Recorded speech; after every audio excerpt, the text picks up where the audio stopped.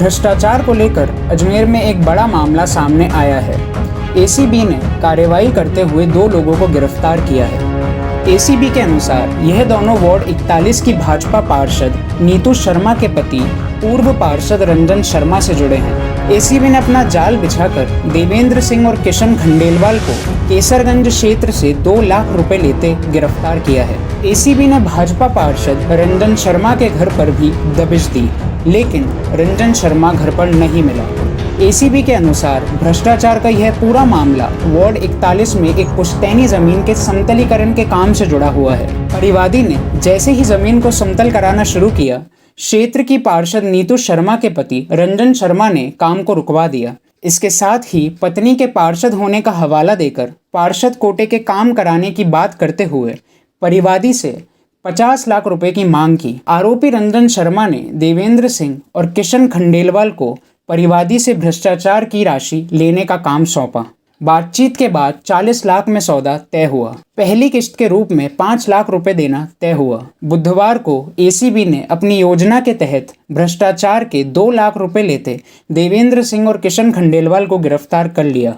वहीं रंजन शर्मा की तलाश की जा रही है। परिवादी ने एक साथ को एसीबी अजमेर ब्यूरो में रिपोर्ट दर्ज कराई थी कि मेरी जॉन्सगंज इलाके में पुश्तैनी भूमि आई हुई है, जहाँ पर आसपास में कॉलोनियाँ बस जाने से वो लो लेवल हो गई और उसमें बरसात का पानी बढ़ जाता है। तो हमने समतलीकरण का काम चालू कराया है और समतलीकरण का काम चालू कराया तो जॉन्सगंज के वार्ड नंबर 41 के पार्षद पति रंजन मिश्रा वहाँ आया और उसने कहा कि हमारी परमिशन के बगैर आप यहाँ काम नहीं करवा सकते हो, और मेरा काम रुकवा दिया। और 15 जून से उसका काम रुकवा दिया गया था। डंपर भी आने जाने नहीं दे रहा था और नालियों के फेरों कवर हटवा देता, तोड़ देता, इस तरह की वो हरकतें करके इसको परिवादी को काफ़ी डिस्टर्ब कर रहा था। और एट लास्ट में परिवादी को ये कहा कि आपकी इस भूमि में भविष्य में आप जो भी प्लानिंग करोगे मुझे इसमें से 10 प्लॉट आप दे दो। परिवादी ने मना कर दिया और परिवादी ने अपना काम रोक दिया। एट लास्ट में इसकी दलालों के मार्फत ये वार्ता हुई कि 50 लाख रुपए रिश्वत राशि आपको देनी पड़ेगी और इस रिश्वत राशि के तौर पे आप अपना काम डंपर वंपर चालू भी करा दो, सारी चीज़ें कर दो और हम आपको पार्षद कोटे से और जो सुविधाएं मिल रही है वो सुविधाएं भी हम आपको उपलब्ध करवा देंगे। परिवादी की रिपोर्ट पर ब्यूरो ने इसका डिमांड वेरिफिकेशन कराया। डिमांड वेरिफिकेशन के दौरान ही 1 तारीख को पार्षद पति रंजन शर्मा की और परिवादी की वार्ता हुई थी। उस वार्ता में रंजन शर्मा अपने साथ दलाल देवेंद्र को लेकर आया था।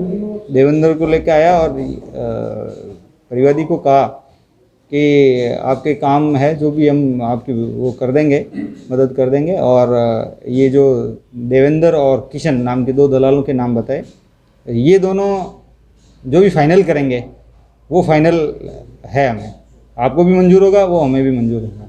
और इसके 50 लाख रुपए की डिमांड कंटिन्यूसली चली आ रही थी। 3 तारीख को दलाल किशन और देवेंद्र ने परिवादी से संपर्क किया और परिवादी ने 50 लाख रुपए देने में असमर्थता जाहिर की।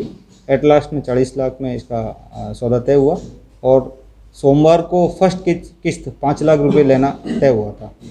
और इसी क्रम में आज इन्होंने 2 लाख रुपए जीसी चौराहे पर दलाल किशन खंडेलवाल और देवेंद्र ने रिश्वत राशि ग्रहण की थी। और रिश्वत राशि ग्रहण करने के बाद ब्यूरो ने अपना जाल बिछाकर इनको रेड हैंडेड डिटेन किया और जिसकी कार्रवाई जारी है। रिश्वत राशि बरामद कर ली गई है और जो रंजन शर्मा के हाउस पर भी ब्यूरो के अधिकारी जो सर्च कार्रवाई कर रहे हैं, अग्रिम कार्रवाई जारी है। इसमें नीतू मिश्रा और दोनों फरार है क्या? हाँ, ये जो वार्तानुसार रंजन शर्मा को भी जीसी चौराहे पे बुलाया गया था, ये उस समय आया नहीं था। मीनवाइल इन्होंने दलालों ने रिश्वत राशि ग्रहण कर ली थी और इसकी भनक एसीबी कार्रवाई की भनक उसको रंजन शर्मा को लगने से वो स्विच ऑफ करके फरार हो गए और जिसकी अग्रिम कार्रवाई की जाएगी। उनकी पत्नी जो पार्षद है नीतू शर्मा, वो इस संबंध में ब्यूरो जो इन्वेस्टिगेशन डिटेल में इन्वेस्टिगेशन किया जाएगा कि इनकी कितनी भूमिका है कितनी नहीं है। बाकी ये जो भी पार्षद कोटे से कार्य करवाना और इनको पार्षद कोटे की सुविधा दिलाने के नाम पर ये रिश्वत राशि ली गई थी और इनको डरा धमका कर ये सारी चीज़ें बंद करवा दी थी। तो इस संबंध में पूरी जो जो फैक्ट आएंगे उसके आधार पर कार्रवाई होगी। मरु प्रहार, हर खबर सबसे पहले घर बैठे आपके मोबाइल पर, रहिए अपडेट मरु प्रहार के साथ। आपके अपने अजमेर से जुड़ी खबर अजमेर की बात मरु प्रहार।